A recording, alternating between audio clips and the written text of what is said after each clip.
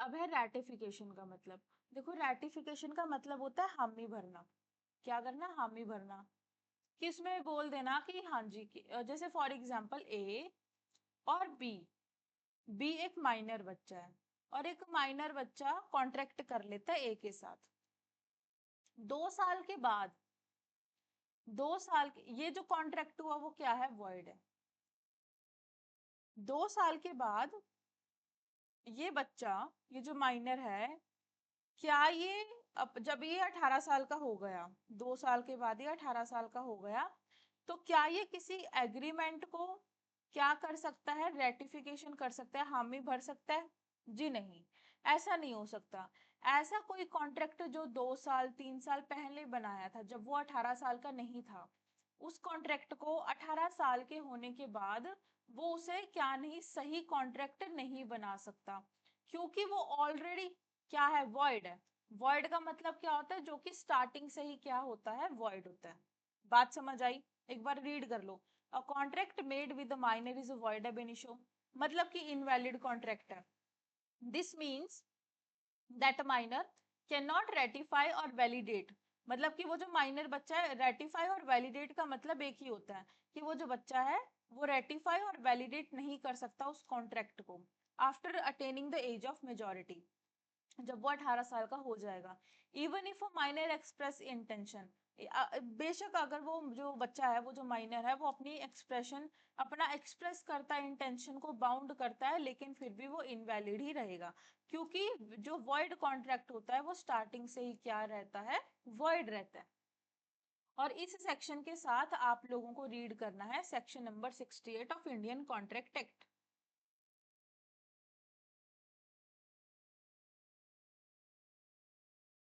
आज हमें miss representation पढ़ना है ना? ठीक है।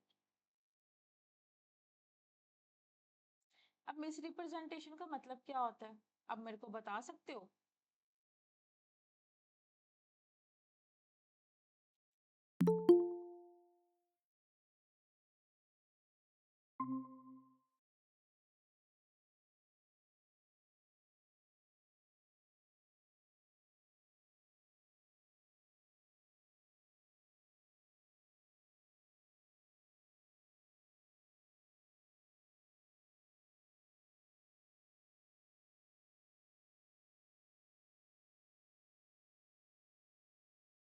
हम्म, अब बता सकते हो कि इसका मतलब क्या होता है?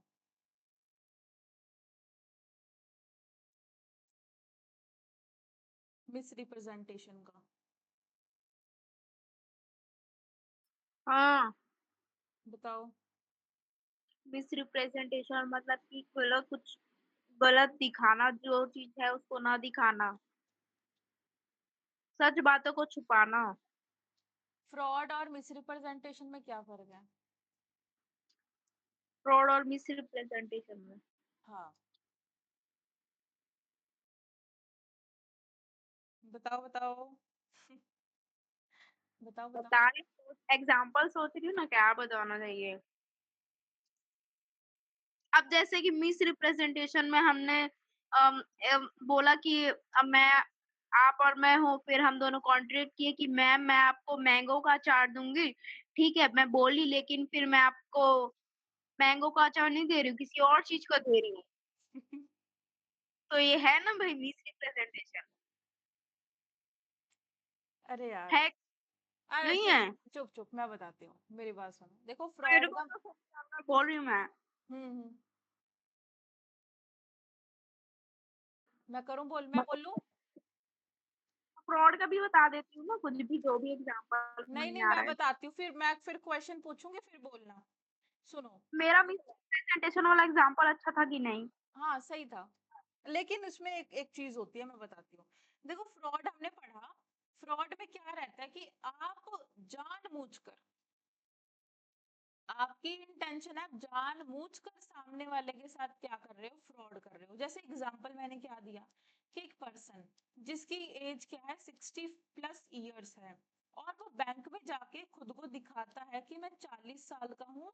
क्यों ऐसा वो दिखाता है? ताकि वो क्या ले सके? कुछ बेनिफिट ले सके किसी इंश्योरेंस कंपनी का। ये उसने क्यों किया? क्योंकि उसकी इंटेंशन थी क्या करना? फ्रॉड करना। लेकिन मिस रिप्रेजेंटेशन में क्या होता है कि इसमें जो पार्टीज होती हैं, कई बार ये जो पार्टीज होती है, इन्हें खुद ही नहीं पता होता कि क्या, अच्छा अभी ऐसा भी हो रखा है, इन्हें खुद ही नहीं पता, मतलब कि क्या कहेंगे, ये पॉजिटिव होता है। मिस रिप्रेजेंटेशन पॉजिटिव एजर्शन होता है। ऐसा इसलिए होता है, फॉर एग्जाम्पल, कि एक पार्टी और दूसरी पार्टी, ए बी को बोलता है कि मैं आपको अपना हॉर्स सेल करूंगा 20,000 में, और बी इस चीज के लिए हाँ बोल देता है। लेकिन ए जिस हॉर्स की बात कर रहा है, और ए को भी नहीं पता कि उस टाइम, जिस टाइम इन्होंने कॉन्ट्रैक्ट किया, उस टाइम इसकी हॉर्स की क्या हो गई है? डेथ हो गई है। तो ये कहीं ना कहीं मिस रिप्रेजेंटेशन तो है। ए ने बी को कहा कि मैं आपको अपना हॉर्स दूंगा 20,000 रुपए में, कॉन्ट्रैक्ट हो गया, एग्रीमेंट हो गया।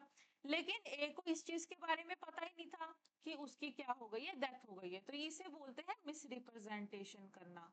बात समझ आई? अब इसका डिफरेंस क्लियर है? ये जानबूझकर भी तो हो सकता है ना, मिसरिप्रेजेंटेशन हमारी अगर इंटेंशन ही अगर वो गलत। जानबूझकर होगा तो वो फ्रॉड होगा। अगर वो ओके। जानबूझकर होगा तो वो फ्रॉड में आएगा। बात समझ आई? अगर वो ऐसा जानबूझ के दिखाएगा कि मैं पैसे ले लूंगा और फिर भाग जाऊंगा, तो वो फ्रॉड है, तो वो मिस रिप्रेजेंटेशन नहीं है। प्रिया, आपको समझ आया? अब है यस मैम। अब है मिस रिप्रेजेंटेशन की डेफिनेशन। सेक्शन नंबर 18 हम लोग बात कर रहे हैं। मिस रिप्रेजेंटेशन लिखते रहना, इसके अंदर क्या क्या चीजें इंक्लूड होगी। इसके अंदर एक इंक्लूड होगा positive assertion which is not true। ये बात तो सही है कि वो सही नहीं है, वो जो उसने बात जो वो बोली वो गलत है। which is not a true,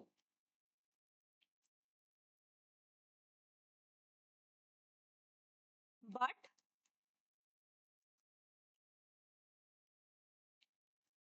person stating believes it to be true। और इंसान जो वो पर्टिकुलर पर्सन है, वो क्या सोच रहा है? वो ऐसा सोच रहा है कि ये सही है, और वो क्या है? वो सही नहीं है। क्या यहाँ तक बात क्लियर है? हैंड रेस कर दो। ठीक है, अब आगे पढ़ो। अब इसके बाद लिखा है ब्रीच ऑफ अ ड्यूटी। देखो आप क्या कर रहे हो? ब्रीच कर रहे हो विदाउट इंटेंशन। फ्रॉड के अंदर आपकी क्या है? फ्रॉड के अंदर आपकी इंटेंशन है। लेकिन यहां पर मिस रिप्रेजेंटेशन के अंदर क्या लिखोगे? Without intention. आपकी किसी भी तरह की कोई गलत इंटेंशन नहीं है। इस चीज को हाईलाइट कर देना, एक विदाउट इंटेंशन को और एक पॉजिटिव असर्शन को। बात समझ आई? फिर है एनी, ऐसी मिस्टेक जो कि इनोसेंट है। एनी मिस्टेक जो कि क्या है? इनोसेंट है। ये हो गई हमारी डेफिनेशन कंप्लीट, और इसे भी हाईलाइट कर लो। बात समझ आई? सेक्शन नंबर 18 समझ आ गया? पॉजिटिव असर्शन, इसका मतलब ये है कि जो बात सही नहीं है, और जो इंसान इस बात को बोल रहा है उसे भी ऐसा लग रहा है कि ये बात सही है। एंड यहाँ पर आप क्या करते हो? बिना किसी इंटेंशन से, आप यहाँ पर बिना किसी इंटेंशन से क्या है, उस एग्रीमेंट को करते हो, वो जो गलत एग्रीमेंट है उसे करते हो। लेकिन यहाँ पर जो मिस्टेक है वो इनोसेंट मिस्टेक मानी जाएगी, और आपकी कोई भी गलती नहीं होगी। फिर आगे है सेक्शन नंबर 19। सेक्शन नंबर 19 बात करता है when consent is caused by a coercion. जब क्या ली जाती है? कंसेंट ली जाती है। किसके द्वारा? When consent is caused by coercion. मतलब आपने किसी को धमकाया, आपने धमकी वगैरह दी, उससे आपने कंसेंट ली। कॉर्शन से, और फ्रॉड से, और मिस रिप्रेजेंटेशन से। फ्रॉड और मिस रिप्रेजेंटेशन। 19A बात करता है अनड्यू इन्फ्लुएंस की। ठीक है, इसमें ये बात कही गई कि इट इज अवॉइडेबल। कॉर्शियन में, फ्रॉड में और मिस रिप्रेजेंटेशन में। ये क्या रहेगा, जो भी एग्रीमेंट होगा वो क्या रहेगा, वॉइडेबल रहेगा at the option of one party. Same बात बोली गई है, बात क्लियर है? ठीक है। 19A बात करता है अनड्यू इन्फ्लुएंस की। 19A ये चीज बोलता है। अब चाहे तो आप 19A को ना हाईलाइट कर रही हूँ मैं, 19A को चाहे तो आप अनड्यू इन्फ्लुएंस का जो सेक्शन आता है उसके साथ ही लिख दो। एग्रीमेंट इज अवॉइडेबल, इसमें भी क्या है, एग्रीमेंट क्या है, वॉइडेबल है at the option of one party.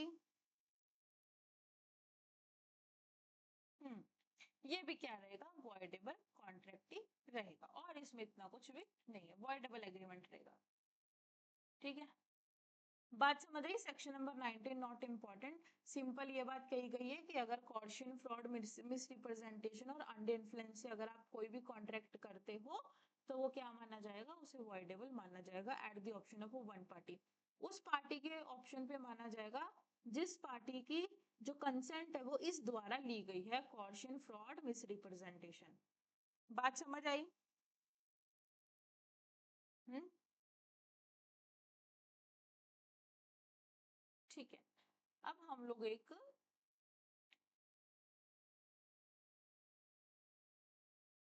हम्म अब ये जो नोट्स है मेरे, ठीक है, ये मतलब जब मैंने पहले कॉन्ट्रैक्ट पढ़ाया था पिछले साल, जब मैंने अपना इंस्टाग्राम स्टार्ट किया था, ये मैंने तब मुझे बनाए थे नोट्स। कुछ बोल रहे हो क्या, आपकी आवाज नहीं आई? हाँ, मेरे पास तो है पूरा नोट्स हैंड हाँ रिटन मैंने बनाए थे आपने जो भेजे थे। हाँ।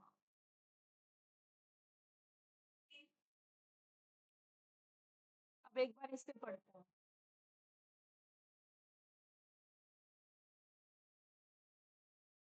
अब मिस्टेक का कंसेप्ट हम लोग पढ़ेंगे, इससे पढ़ेंगे। ओहो यार, ये ओपन क्यों नहीं हो रही है? लो जी, अब क्या किया जाए? कौन से सेक्शन था बताओ तो एक बार।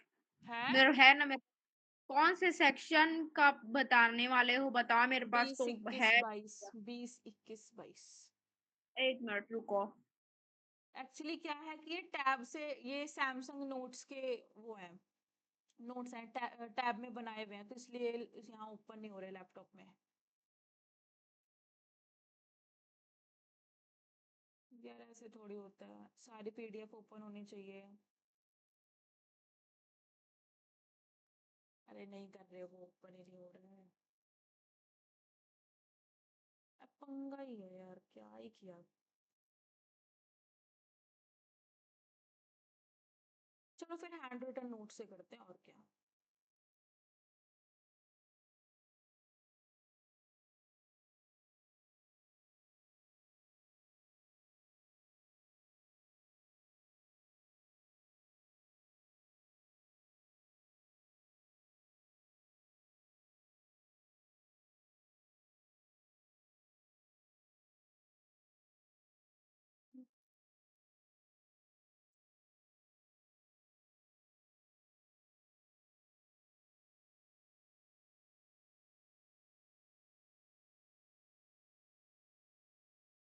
मैंने भेजा है देखो मेरा व्हाट्सएप पे 3 पीडीएफ शेयर किया।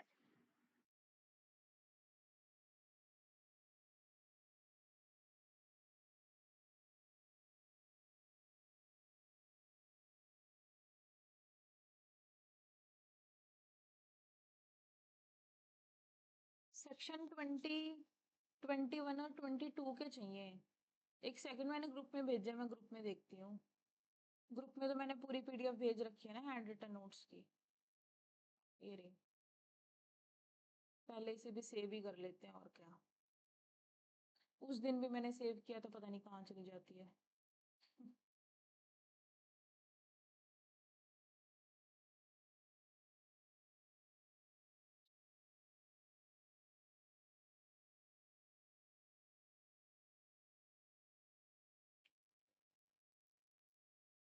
अब ये वाला जो कंसेप्ट है ना काफी अच्छा है।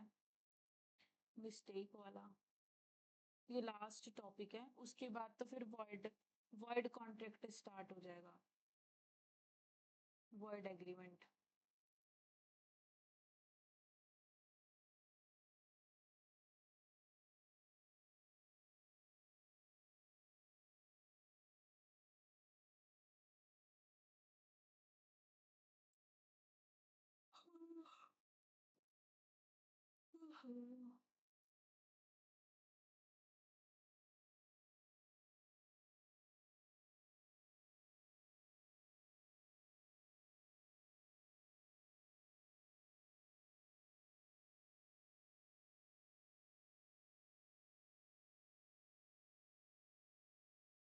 ये रहा, देखो जी,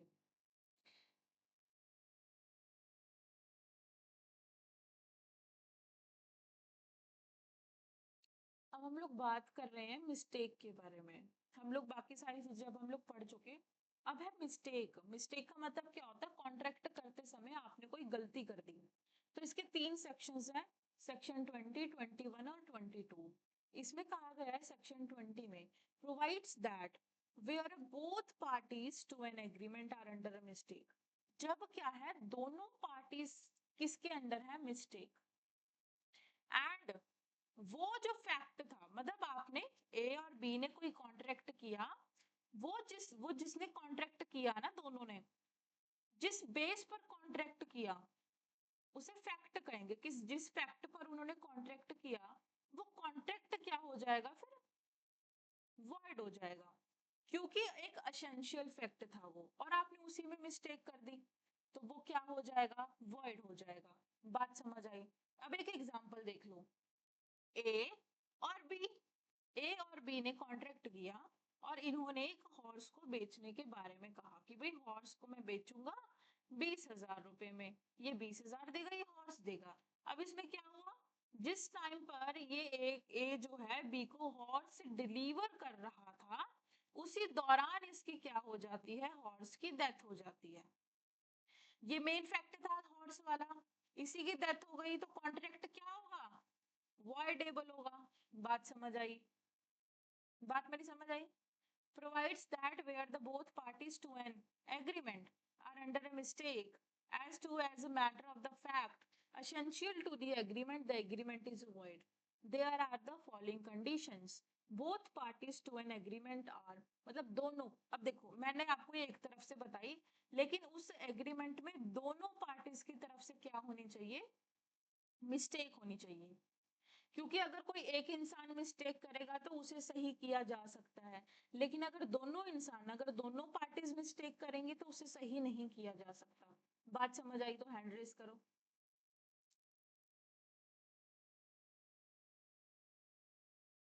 हम्म। अब है, both parties to an agreement are mistaken as to the matter of fact. इसे हाईलाइट करते रहना। Both parties, matter of fact, essential to the agreement. Essential होना चाहिए, मैटर ऑफ फैक्ट होना चाहिए, और बोथ पार्टीज होनी चाहिए। फिर सेक्शन 20 के साथ पढ़ेंगे 22। 21 को पढ़ते हैं बाद में। 22 बोलता है, provides that if there is a mistake of a fact of only one party, अगर सिर्फ एक पार्टी की तरफ से मिस्टेक हुई है, तो वो कॉन्ट्रैक्ट को क्या बनाया जा सकता है? वैलिड कॉन्ट्रैक्ट बनाया जा सकता है। अब समझो, इसे कहा जाता है यूनिलेटरल मिस्टेक, और सेक्शन 20 को कहा जाता है बायलेटरल मिस्टेक। बात समझ आई? यूनि का मतलब वन, अभी मैं लिख के बताती हूँ, ये देखो। यूनिलेटरल मिस्टेक, यूनि का मतलब होता है वन, बायलेटरल मिस्टेक, बाय का मतलब होता है दो। तो मतलब कि सेक्शन नंबर 22 में कहा गया कि अगर एक पार्टी मिस्टेक करती है तो वो यूनिलेटरल मिस्टेक है और वो उसे वैलिड बनाया जा सकता है, क्योंकि वो एक तरफ से मिस्टेक है। बायलेटरल मिस्टेक का मतलब है, सेक्शन 20 बोलता कि दोनों पार्टीज की तरफ से क्या है? मिस्टेक है। तो वो क्या बन जाएगा? तो वो वॉइड एग्रीमेंट बन जाएगा। बात समझ आई? हैंड रेस करो। There are the certain facts which are essential to the agreement. It depends on the fact and circumstances of each case. कहा जाता है कि यहाँ पर जो भी certain fact होंगे, essentials होंगे, agreement होंगे, ये depend करते हैं fact और circumstances पर. However, generally speaks the following fact. जैसे कि अगर मिस्टेक हो गई आइडेंटिटी ऑफ पार्टीज में, identity of a subject matter में, नेचर ऑफ अ प्रॉमिस में, तो वो एक तरफ से मिस्टेक हो सकती है और उसे सही किया जा सकता है। सेक्शन दोनों समझ आ गए? कोई डाउट?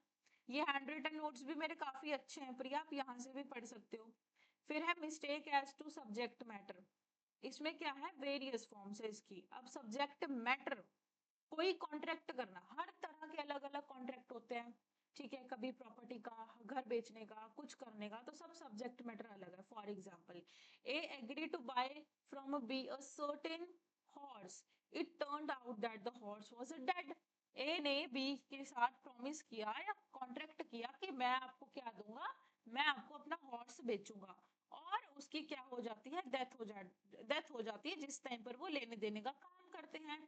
तो ना दोनों पार्टीज को नहीं पता था इस चीज के बारे में, द एग्रीमेंट इज अवॉइड, बात क्लियर। एक दूसरा केस है mistake as to subject matter. There can be situation where the buyer is already owner of the thing which is a seller's a purpose to sell him. This is the case of the mistake. अब for example जैसे कि हमें नहीं पता कि वीना है यहाँ पर, ठीक है, अब वीना की एक कार है, वीना बोलती है कि भाई मेरी एक कार है, प्रिया को बोलती है कि तुम जाके मेरी कार को बेचो। अब क्या हुआ, प्रिया जाके बेचने का काम स्टार्ट करती है, और वो घूम फिरा के क्या करती है, वो जो कार होती है वो बिक नहीं पाती है, या फिर इसकी तरफ से कुछ ऐसी मिस्टेक हो जाती है, तो एक पार्टी की तरफ से, मतलब वीना की तरफ से कुछ है, क्योंकि वीना और प्रिया एक ही पार्टी है, ठीक है। अब जो सामने वाली पार्टी है, जैसे मेरी पार्टी है, अब हम लोगों के बीच में कुछ ऐसी मिस्टेक हो जाती है, मेरी तरफ से मिस्टेक हो गई, तो उसे सही किया जा सकता है। अगर सिर्फ वीना की तरफ से मिस्टेक हो गई तो उसे सही किया जा सकता है, लेकिन अगर दोनों की तरफ से मिस्टेक हो गई तो उसे सही नहीं किया जा सकता। इसमें ऐसा हो सकता है कि मैंने आपको बोला, वीना ने मेरे को बोला कि मेरे पास तो कौन सी कार है, फरारी है, और मुझे गलती से सुन गया कि आपके पास तो थार है, मैं थार सोच रही हूँ, आप फरारी, तो ये मिस्टेक ऑफ फैक्ट। बात समझ आई? तो ये सही हो सकता है ना, जब मुझे पता चल जाएगा कि वीना के पास थार नहीं है, उसके पास फरारी है और वो बेच रही है, तो वो सही हो सकता है। बात समझ आई? अब section 21 is a different section. देखो सेक्शन 20 और 22 साथ में पढ़ना, 21 एक अलग है। मिस्टेक ऑफ लॉ, अगर आपने कोई लॉ की मिस्टेक करी तो आपको सजा मिलेगी, आपको क्या नहीं किया जाएगा, आपको क्षमा नहीं किया जाएगा। इसका मतलब ये है कि अगर आप कोई गलती करते हैं लॉ के अंदर, जैसे फॉर एग्जांपल वीना जा रही है ट्रेन में, ठीक है, इसने ट्रेन की टिकट नहीं खरीदी, नो, टिकट नहीं ली। अब आया इसके पास कि भाई ट्रेन की टिकट दो, वीना बोलती है अच्छा टिकट भी लेनी होती है, मुझे तो नहीं पता था। ये कॉमन सेंस है, सबको पता है, ये लॉ है कि अगर आप किसी बस में जा रहे हो, ट्रेन में जा रहे हो, तो आपको टिकट के पैसे पे करने पड़ेंगे, और अगर अब वो टिकट नहीं खरीदेगी तो उसे पनिशमेंट तो मिलेगी। हैंड रेस करो, बात समझ आई? ये आपने क्या किया, ये आपने मिस्टेक ऑफ लॉ किया। अब लॉ भी दो तरह के हैं, एक लॉ है इंडियन लॉ और एक foreign law. Indian Indian law में मिस्टेक करोगे तो सजा मिलेगी, अगर फॉरेन लॉ में मिस्टेक करोगे तो माफ कर दिया जाएगा, क्योंकि फॉरेन लॉ के बारे में हर किसी को नॉलेज नहीं है। बात समझ आई? ठीक है, फॉरेन लॉ के बारे में हर किसी को नॉलेज नहीं है, लेकिन इंडियन लॉ के बारे में तो हर किसी को नॉलेज है। So provides that contract is not avoidable because it was caused by a mistaken as to any law in the force। ऐसे किसी लॉ के अंदर आपने क्या कर दिया, मिस्टेक कर दिया, जो कि एक फोर्स में है। Example, A and B make a contract grounded on the belief that a particular debt is barred by the Indian law of limitation। अब चलो एक अच्छा एग्जांपल आपको बताती हूँ, ये तो छोड़ दो आप। एक अच्छा सा एग्जाम्पल सुनो, ये है वीना और ये है प्रिया, ठीक है। वीना अपना घर बेच रही है और प्रिया ने इसे क्या दिए, 10 लाख रुपए दिए, ठीक है। अब वीना इसे क्या दे रही है, अपना घर, हाउस। अब आपने पढ़ा होगा लिमिटेशन, अब जब आप सीपीसी पढ़ोगे तो सीपीसी के साथ आएगा लिमिटेशन पीरियड। इस लिमिटेशन पीरियड का मतलब क्या होता है कि एक पर्टिकुलर टाइम पीरियड है कि जब आप घर बेच रहे हो तो आपको इतने टाइम पीरियड के अंदर अपना घर उसको देना है। अब आपने उससे 10 लाख, वीना ने 10 लाख रुपए ले लिए और टाइम पीरियड फॉर एग्जाम्पल मेरे को याद नहीं है, मैं एग्जाम्पल लेके चल रही हूँ, 3 साल एक लिमिटेशन पीरियड होता है कि 3 साल के अंदर वीना को अपने घर का पोजेशन प्रिया को देना पड़ेगा। अब वीना ने नहीं दिया, वीना बोलती मुझे तो पता ही नहीं था कि 3 साल के अंदर देना होता है या 1 साल के अंदर अपने घर का पोजेशन देना होता है, तो क्या वीना को माफ किया जाएगा, बताइए। अब वो कर नहीं देती है, 3 साल कंप्लीट हो गए, लिमिटेशन पीरियड कंप्लीट हो गया, अब नहीं दिया, तो क्या वीना लायबल होगी, क्या वीना को सजा मिलेगी, ये एक इंडियन लॉ है, ये भी समझ लो। नहीं मिलेगी। क्यों? अब तो टाइम हो गया ना, हर चीज का एक टाइम रहता है ना भाई। प्रिया आप बताओ।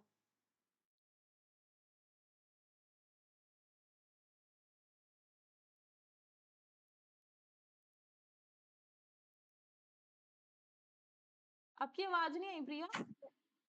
अब मैंने पढ़ा नहीं है ना, मैं अपने मन से बता रही हूँ ना। नहीं नहीं प्रिया आप बताओ, अभी मैंने यार, अभी मैंने पढ़ाया ना कि क्या बोलना है। प्रिया आपकी आवाज बिल्कुल भी नहीं आ रही है, या तो मैसेज कर दो।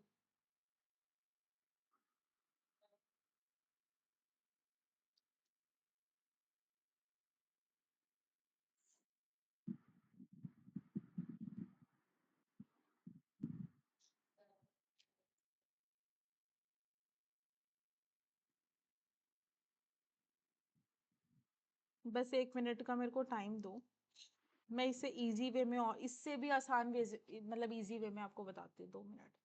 मैंने सही बोला कि नहीं बोला, ये तो बता दो। नहीं आपने गलत बोला, वीना को सजा मिलेगी। Oh god, I am liable. Yes. Oh. आपको सजा क्यों मिलेगी, मेरी बात सुनो, सजा इसलिए मिलेगी क्योंकि ये कॉमन सेंस है। जब आपने सामने वाले से पैसा ले लिया, आपको उसे अपना घर का पोजेशन तो देना चाहिए, अपने घर में, दीदी के घर को अंदर दो। सेंस क्या है, वो क्यों नहीं ले रहा है मुझसे कब्जा लिमिटेशन, क्यों। मेरी बात सुनो, लिमिटेशन पीरियड होता है कि 3 साल के अंदर आपको देना, अब आप 3 साल के अंदर नहीं दे रहे हो तो मतलब आप लायबल हो ना। ओके, नहीं दूंगी, इसके अंदर दे दी। हाँ, लायबल हो, ठीक। क्योंकि आपको नहीं पता क्या, ये तो इंडियन लॉ कहता है कि 3 साल के अंदर आपको देना है, अब नहीं दे रहे हो तो आपकी गलती है। आप ऐसा तो नहीं बोल सकते अरे मुझे तो नहीं पता था, हो सकता है ये मिस्टेक हो सकती है, ये मिस्टेक ऑफ लॉ है, लेकिन आप लायबल हो, ठीक है। ऐसी मिस्टेक जिसके लिए आप लायबल हो, अगर लॉ में अगर आपने कोई भी गलती की तो आपको उसकी सजा मिलेगी ही मिलेगी, कोई माफी नहीं है। बात समझ आई? इसलिए बिना लॉ जाने कुछ भी ना बोलना है। हाँ।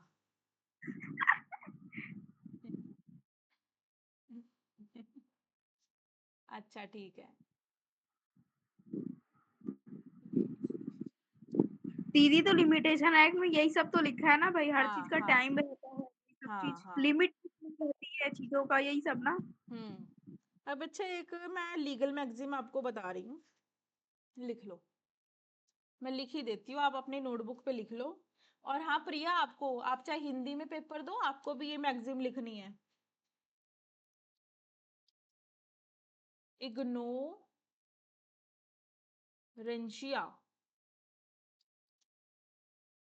juris non exusit, इसका मतलब ये है, इसका मतलब ये है कि ignorance of law is not an excuse, इसका मतलब लिख लो, ignorance of law is not an excuse. ये एक्सक्यूज नहीं है कि मुझे कानून के बारे में नहीं पता था। बात समझ आई आपको? ये कॉमन सेंस है। जब आप ट्रेन में जाओगे, बस में जाओगे तो टिकट लेनी पड़ेगी, नहीं लोगे तो आपकी गलती और आपको सजा मिलेगी फिर। ठीक है, आपको इसमें टाइप्स भी लिखने हैं। टाइप्स कितने तरह के मैंने पढ़ाए? 2 तरह के टाइप्स हैं। एक unilateral section number 20, bilateral mistake section number 22 और 21 बात करता है मिस्टेक ऑफ लॉ के बारे में। चलो जी, अब ये हम पढ़ चुके। ठीक है, अब हम पूरा अच्छे से एक अच्छे से पेज पे लिखते हैं ताकि याद रहे, मतलब हम भूल लेना बाद में जाके। ठीक है, अब चलो जी, हमने 3 सेक्शंस पढ़े। अब फटाफट से आप मेरे को बताते जाओगे, मैं बारी बारी से क्वेश्चन पूछूंगी। हम लोगों ने 3 सेक्शंस पढ़े, सेक्शन नंबर 20, 21 और 22। इसमें क्या है, हम लोगों ने मिस्टेक के बारे में पढ़ा। तो प्रिया मुझे बताएगी कि मिस्टेक ऑफ लॉ का कौन सा सेक्शन है।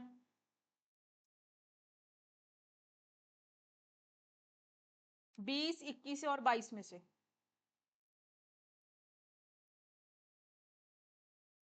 यार आपकी आवाज भी ना, आपको आ रही है प्रिया की आवाज या मुझे ही नहीं आ रही?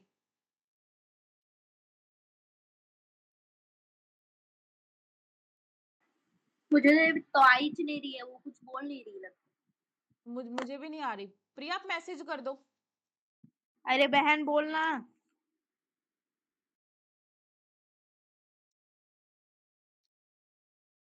वो बोल रही है, उसकी आवाज नहीं आ रही है, अदरवाइज वैसे चुप नहीं रहती। चलो कोई बात नहीं, बीना आप बताओ क्या बताऊं मैम? मिस्टेक ऑफ लॉ का कौन सा सेक्शन है? 21। यस,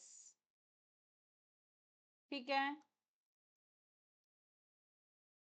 अब मिस्टेक ऑफ फैक्ट का सेक्शन है 20 और 22। ये है मिस्टेक ऑफ फैक्ट का और मिस्टेक ऑफ फैक्ट का। इसमें कैसी मिस्टेक है? दोनों पार्टीज की तरफ से मिस्टेक है, बोथ पार्टीज, मतलब कॉन्ट्रैक्ट बिकम अवॉइड। एंड यहां पर क्या है, वन पार्टी की तरफ से मिस्टेक है। Contract become a voidable, voidable बन गया है तो मतलब कि इसे सही किया जा सकता है, इसे वैलिड बनाया जा सकता है। जब मिस्टेक को सही कर देंगे तो वो ऑटोमेटिकली वैलिड बन जाएगा। There are 2 types of mistakes, unilateral and bilateral.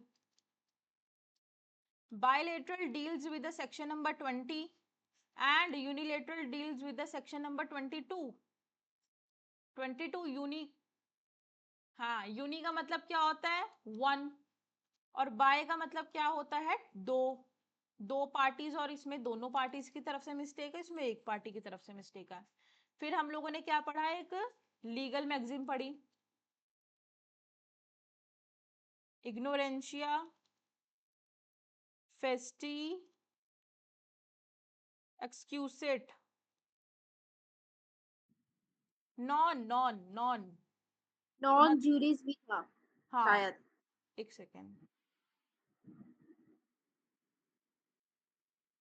हाँ जूरीज है इसमें, सॉरी थोड़ा मिस्टेक हो गया। नोट्स में आपको सब मिल जाएगा, ठीक है। इसमें क्या है यार, एक तो इसकी स्पेलिंग अच्छे से आप कर लेना, इग्नोरेंशिया जूरिस नॉन एक्सक्यूसिट।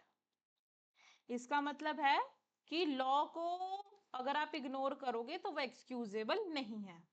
बात समझ आ गई? अब हम कोई केस लॉस देख लेते हैं अगर इसमें कुछ है, अदरवाइज तो हमारे सेक्शन नंबर ये सारे कंप्लीट हो गए हैं। कल से हम लोग वॉइड वॉइड स्टार्ट करेंगे।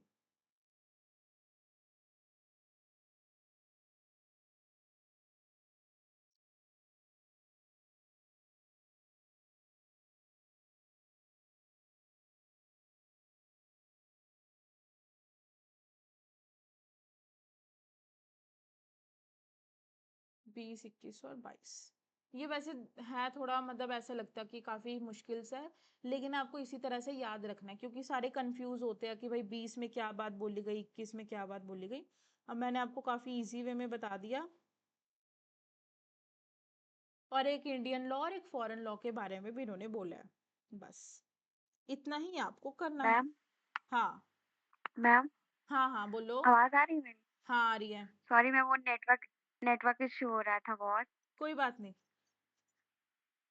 मैम एक क्वेश्चन है, मतलब हाँ ये सेक्शन जो बता रहे हो आप, उसमें मतलब एग्जाम में क्वेश्चन कैसे आएंगे? किस सेक्शन के बारे में पूछेंगे कि क्या चीज? एक्सप्लेन बस करना होगा क्या? चलो ठीक है, चलो ठीक है, आज मैं आपको क्वेश्चंस भी लिखवा देती हूँ, जहां तक पढ़ाया वहां तक क्वेश्चंस लिखवा देती हूँ, ठीक है। अब एक यस और मैम। बात, सेक्शन 22 तक हम पढ़ चुके, 1 से लेके 22 तक हम कर चुके। सेक्शन नंबर 23 में ना एक फॉरबिडन के बारे में बात है, तो इसमें काफी सारे पॉइंट्स हैं। तो कल हम लोग कोशिश करेंगे सेक्शन नंबर 23 और 24 से लेके 30 तक। ये हमारा बात करता है वॉइड एग्रीमेंट के बारे में, और ये हमारा कुछ फॉरबिडन के बारे में बात करता है। ये हम लोग कल कंप्लीट कर लेंगे। अब मुझे फिर टाइम दे दो आप 2 मिनट का, ताकि मैं अपनी बुक ढूंढ लूँ कहाँ है।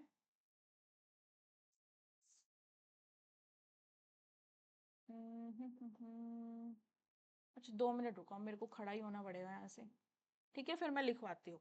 अच्छा रिकॉर्ड करूँ क्वेश्चंस को या रिकॉर्डिंग बंद कर दूँ? करो। करूँ? करो मैम। ठीक है, 2 मिनट रुको फिर। यस।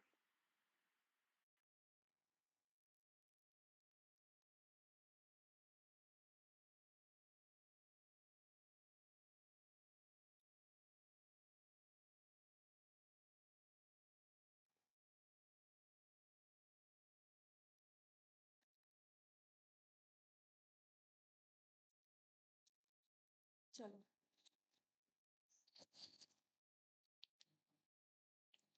इसमें क्वेश्चंस डायरेक्ट नहीं आते हैं कि आप सेक्शन नंबर बता दो, या तो वो आपसे पूछेंगे कि फ्री कंसेंट के बारे में बताओ, ये बताओ, तो फिर आपको उसमें आपको सारी सेक्शंस को डिटेल में एक्सप्लेन करना पड़ेगा।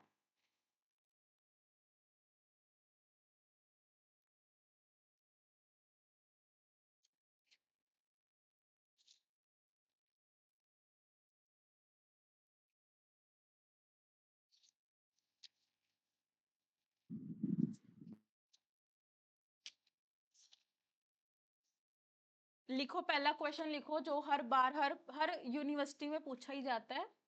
N agreement enforceable by law is a contract. An agreement enforceable by law is a contract. Explain the conditions subject to which explain the conditions subject to which an agreement become a contract, subject to which an agreement become a contract। अगला question very very very important.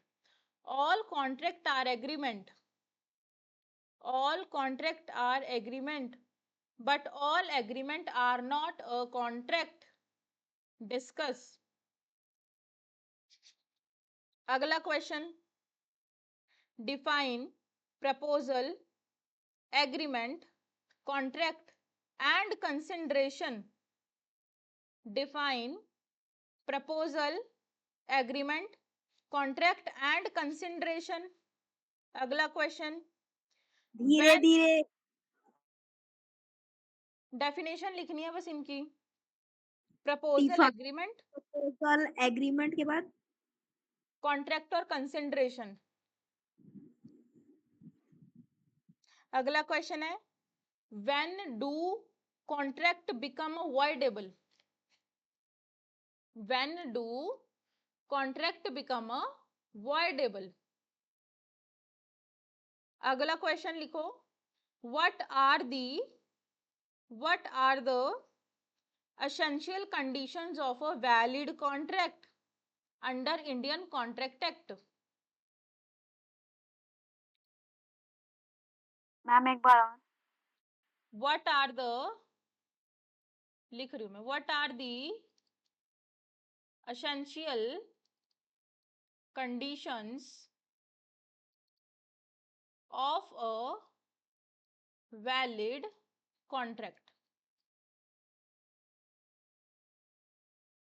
ठीक है, अगला question लिखो।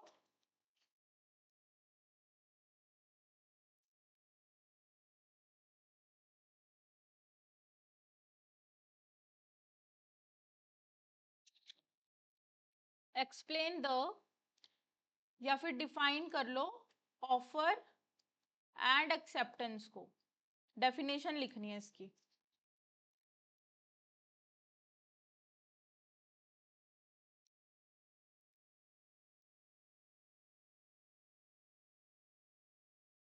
अगला question very very very important.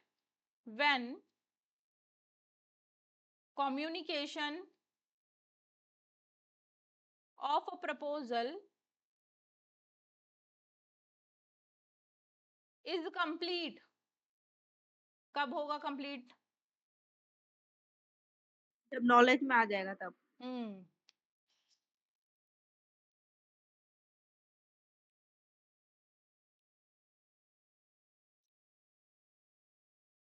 अगला question लिखो।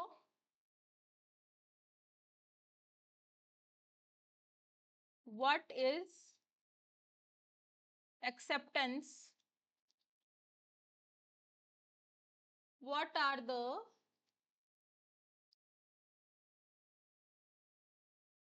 essential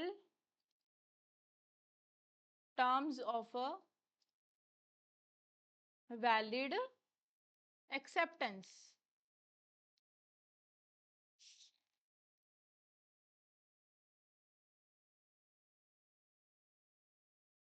When, अगला question, when can be, when can acceptance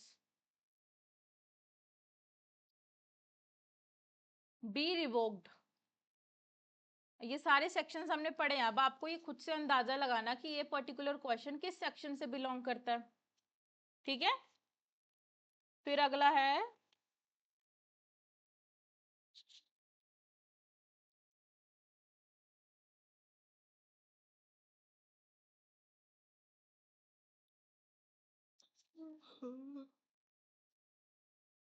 अगला क्वेश्चन लिखो। कमेंट ऑन दी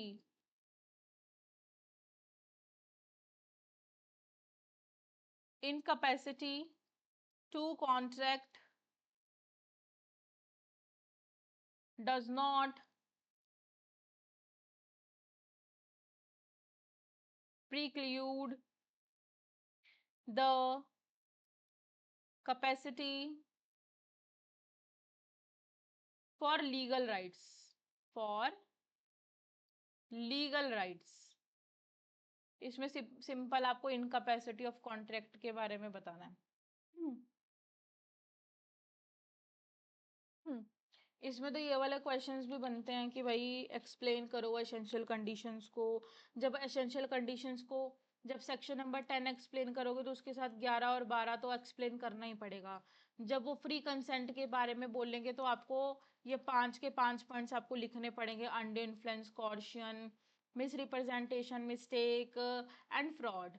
और अगर उन्होंने पर्टिकुलरली पूछ लिया कि कॉर्शन को एक्सप्लेन करो या फ्रॉड को एक्सप्लेन करो, तो फिर आपको उसके केस लॉज भी लिखने पड़ेंगे, उसकी हेडिंग भी लिखनी पड़ेगी, इंट्रोडक्शन भी लिखनी पड़ेगी, उसके हाँ, सब कुछ लिखना पड़ेगा। बात समझ आई? तो ये आगे कॉमन सेंस है, मतलब इंपॉर्टेंट यही थे। उसके बाद एक ये हो गया।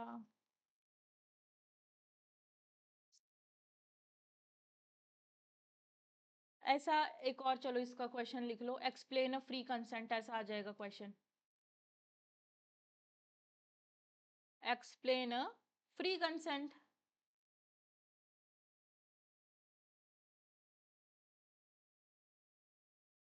Explain coercion. Explain under influence. इस तरह से क्वेश्चन आएंगे। ठीक है।